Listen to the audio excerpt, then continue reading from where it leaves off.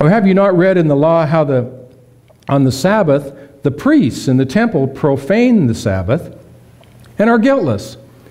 So haven't you seen that all these priests in the temple are not even following the Sabbath, and they don't even feel bad about it? They aren't even concerned about it. So haven't you seen those things? So look what I'm doing. So you see the contrast that he was sort of drawing between the circumstance that he was facing and what was going on. I tell you, something greater than the temple is here. And that's the key passage. Something greater than the temple is here. And what do you suppose he was talking about? Of course, he was talking about the presence of Spirit. That Spirit is greater than any entrenched interest that might exist in the context of the law out of which their lives were being lived. And so Spirit is here. There's something greater than this particular law that needs to show up and that's trying to express itself. And if you had known what this means, and then he quotes, and here's the quote, I desire mercy and not sacrifice, quote. If you knew what that meant, I desire mercy and not sacrifice.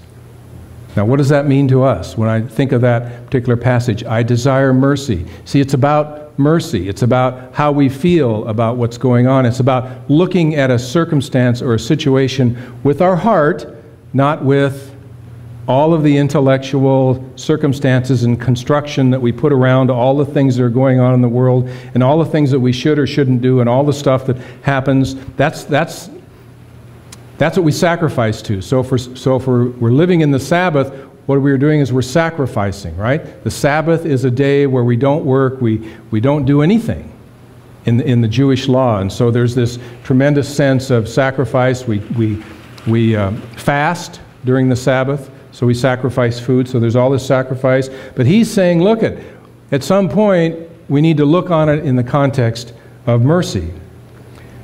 And he said, find where I was at. And you would not have condemned the guiltless, for the Son of Man is Lord of the Sabbath. The Son of Man. Now, the distinction between the Son of Man and the Son of God. The Son of God is our spiritual nature. The Son of Man is our human dynamics that go on around us. So the Son of Man, we as human beings are Lord of those circumstances that occur in our life, and we have choice about how we want to show up in their context. And if we show up in a consciousness of mercy, then we show up bringing the Spirit of God into the world and into our life. And he went on from there, and he entered their synagogue, and behold, there was a man with a withered hand. And they asked him, is it lawful to heal on the Sabbath? So that they might accuse him, he said to them, what man of you, if he has one sheep and it falls into a pit on the Sabbath, will not lay hold of it and lift it out? Which one of you wouldn't do that? Now, out of how much more value is a man than a sheep? So it is lawful to do good on the Sabbath. Do you hear that? It's lawful to do good on the Sabbath. It's lawful to do good anytime. It doesn't matter. We're not putting our good in the context of a little box and saying, well, this is when I do good and this is when I don't do good. It's lawful to do good things on the Sabbath. And he said to the man, stretch out your hand, and the man stretched it out, and it was restored whole like the other. But the Pharisees went out and took counsel against him how to destroy him. So do you see the dynamic that goes on in the context of what Jesus was trying to accomplish and what he was trying to do? And he would run into those people who resisted what it is that he was about and what was going on, but he had a consciousness of being able to see and experience and give to the greater good. And the greater good is he may never see this man with a withered hand again. This was his opportunity to heal him. This was his opportunity to do good, and it is lawful to do good anytime, anywhere, in any place, under any circumstances. We simply have to understand that.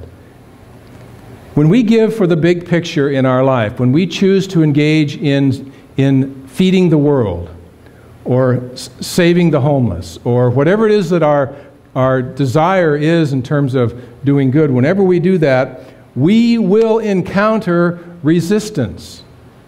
Not only our inner resistance about our time and energy and focus, but we will encounter outer resistance in the world in places that we would probably be surprised that that resistance shows up.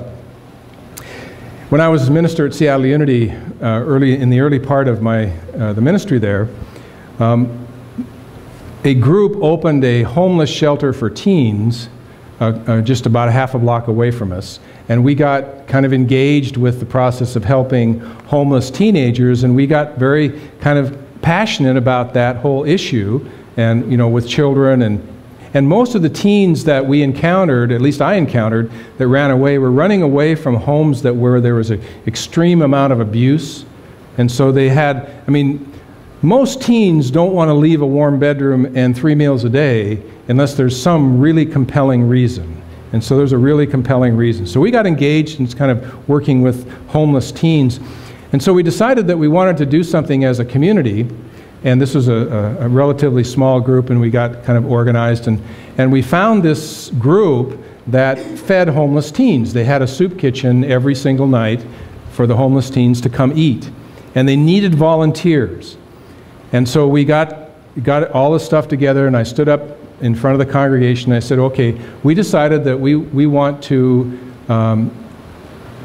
give this opportunity to our community to serve in this capacity. So if anybody would be willing to volunteer to go to the soup kitchen, and we took 1 day a week, we said, we'll take that on, and we'll staff it, and we'll fill it, and we'll take care of it, and do it, and make sure that it happens. And so please see me after the service.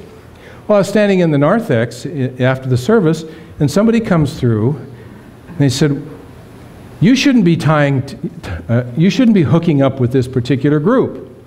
I said, well, what do you mean? He said, well, this group that you are helping with their soup kitchen doesn't agree with us theologically. And this is somebody who was fairly significant in the church, that was, so they are not unity. That they teach a theology, more traditional Christian theology, that is not part of we shouldn't be over there helping them. And I kind of stood there and there was more than one person. I was thinking, this is the kind of resistance that shows up. And I think what's important for us in the context of looking at that stuff is to ask ourselves, what is it that we are about? I wasn't about promoting a particular theology. It was about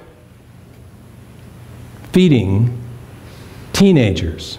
That's the issue. It isn't about engaging in a theological conversation about this, that, or the other thing, that we're all children of God. And so these interests show up in all kinds of strange places. You've probably seen them in circumstances that you show up, and often they can discourage us.